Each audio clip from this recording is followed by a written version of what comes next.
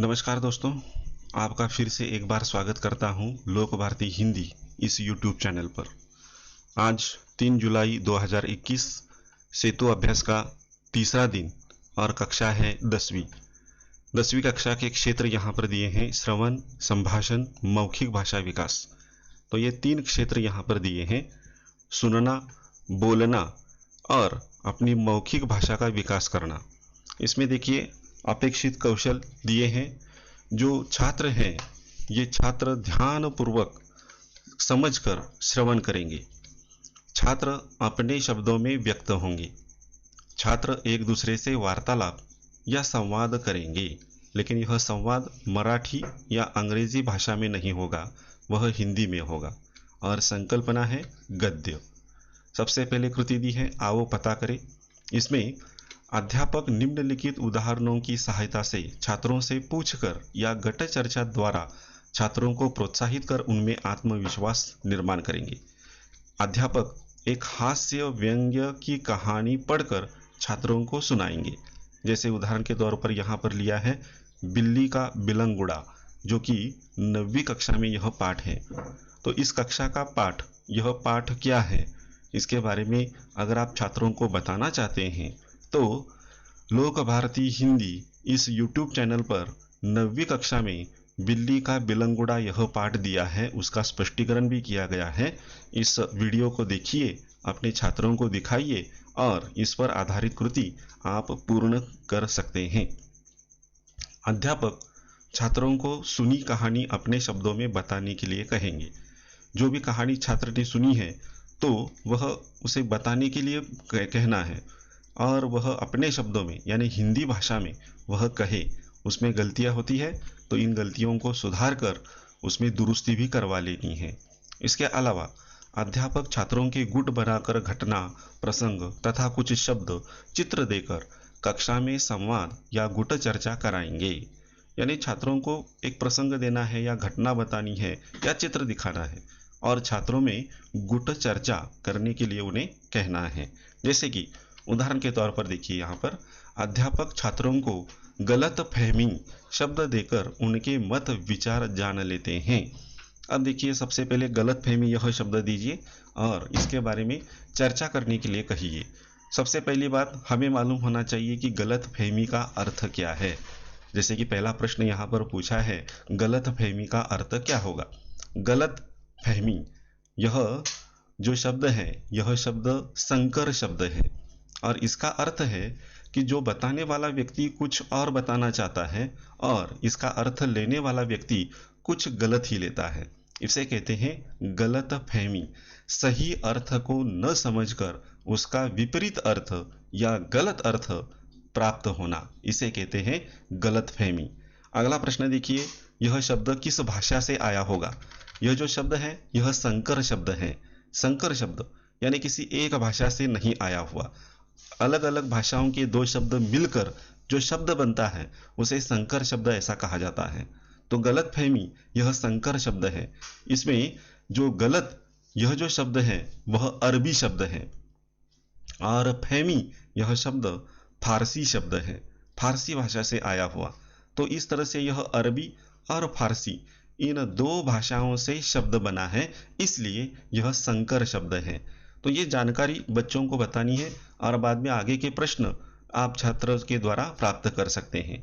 किसी ठीक बात को गलत क्या समझते हैं, बिल्ली के बारे में क्या क्या गलत फहमियां हैं, आप किसी गलत फहमी के शिकार बने हैं क्या, इसके उत्तर हिंदी में ही छात्रों के स्वीकार करें। इसके अलावा रचनात्मक प्रश्न पूछकर अध्यापक गलत फहमी का अर्थ छात्रों से जान लेंगे जो बिल्ली के बिलंगुड़ा से हैं। तो बिल्ली का बिलंगुड़ा यह पाठ देखने के बाद पता चलता है कि गलत फहमी का अर्थ क्या है और किस तरह से हम दुविधा में पड़ सकते हैं। तो इस पर आधारित कई रचनात्मक प्रश्न छात्रों को पूछकर हम इसका अर्थ छात्रों को बता सकते हैं। जो पाठ हम देखेंगे उस पर कृतियां दी गई है। सबसे पहली कृति है, घर में बिल्ली पालने के कारण। लेखक ने अपने घर में बिल्ली को पाला था, वह क्यों पाला था, क्या कारण थे उसके, वो कारण यहाँ पर लिखने हैं। शब्दकोश या गूगल की सहायता से निम्नलिखित शब्दों के विलोम खोजिए और नए वाक्य बनाइए। जो शब्द दिए हैं नीचे, इन शब्दों का विलोम अर्थ या विलोम शब्द यहाँ पर लिखना है और जो विलोम शब्द है उसका वाक्य में प्रयोग भी करना है। उदाहरण के तौर पर समझदार, समझदार के लिए विलोम शब्द है ना समझदार। तो ना समझदार इस शब्द से कोई नया वाक्य यहाँ पर छात्र को तैयार करना है।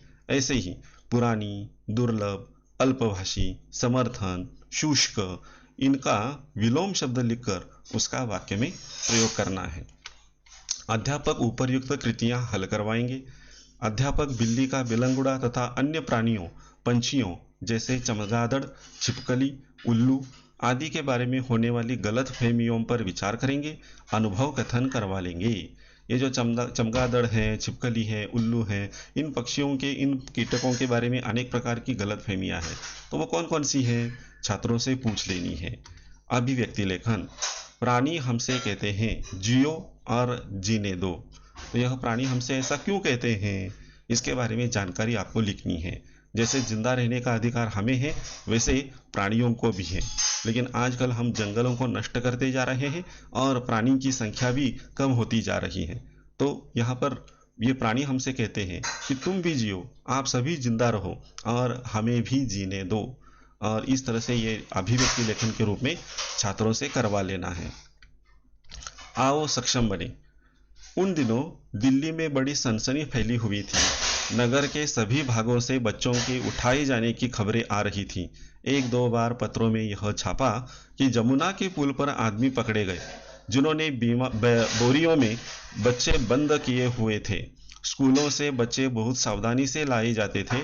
पार्कों में और बाहर गलियों में भी बच्चों का खेलना कूदना बंद हो गया था। और इस तरह से यह जो परिच्छेद दिया है, इस परिच्छेद पर आधारित जो बातें हैं वो बात यहाँ पर दी गई है। अध्यापक छात्रों की उपयुक्त परिच्छेद पर चर्चा करवाएंगे। समाज में लोग कौन कौन सी गलत फहमियों के शिकार होते हैं, इसी आधार पर अंधविश्वास, गलत परंपराएं, अपूर्वग्रह आदि पर सक्षमता से विचार विमर्श किया जाएगा। आओ अभ्यास करें। अध्यापक उपर्युक्त परिच्छेद के आधार पर कृतियां करने हेतु प्रेरित करेंगे तथा अन्य अनुभव, अंध परंपराएं या पूर्वग्रह तथा वैज्ञानिक तत्व समझाने के लिए प्रोत्साहित करेंगे। कृति देखिए, उत्तर लिखिए। दिल्ली में फैली सनसनी। एक नदी का नाम, इसमें अनाज रखा जाता है। बाघ के लिए अंग्रेजी शब्द। कथा, कहानियां और धारावाहिकों में आने वाली अंधश्रद्धाएं। आओ सृजन करें। किसी पशु चिकित्सक से बिल्ली और शेर के बारे में गलत फहमियाँ और विज्ञान, इस पर चर्चा कीजिए। किसी पशु चिकित्सक, डॉक्टर के पास जाइए और उसके साथ जो प्राणियों की जो बारे में अनेक प्रकार की गलत फहमियाँ हैं, उस पर विज्ञान क्या कहता है, इसके बारे में चर्चा कीजिए। दूसरा है शेख चिल्ली की कहानी पढ़कर अपने शब्दों में कथन कीजिए। शेख चिल्ली एक ऐसा पात्र जो कि दिवा स्वप्न में जिंदा रहता है और सपनों में जिंदा रहने वाला और खुद के बारे में गलत फहमी पैदा करने वाला ऐसा यह पात्र। इसके बारे में कोई कहानी आपको मालूम है तो यह कहानी बतानी है। और तीसरा है गधा, पेटू, पंडित। इन शब्दों के आधार पर हास्य कथा लिखिए। कथा लेखन करना है। कथा लेखन हम चित्र पर कर सकते हैं, मुद्दों के आधार पर कर सकते हैं। वैसे यहाँ पर शब्दों के आधार पर कथा लिखनी है। 3 शब्द दिए हैं, गधा, पेटू और पंडित। इन 3 शब्दों का प्रयोग आपकी कहानी में आना चाहिए। और इस पर कौन सी कहानी लिखनी है, हास्य कथा लिखनी है। तो इसे लिखने का प्रयत्न करना है। इसके लिए पूरक साहित्य स्रोत देखिए। बीमार न होने का दुख, लतीफ घोंगी की कहानी प्राप्त करके पढ़े। लतीफ घोंगी जी की कहानी जो हास्य कथा है, इसे प्राप्त कीजिए इंटरनेट पर और इस कहानी को पढ़ लीजिए। तो आज के ये तीसरे दिन बस इतनी कृतियां हमें करनी है। इन कृतियों को पूर्ण कीजिए और सेतु अभ्यास में एक और बात हमारी स्पष्ट हो जाएगी, प्रकट हो जाएगी। तो यहाँ पर हम रुकते हैं। धन्यवाद।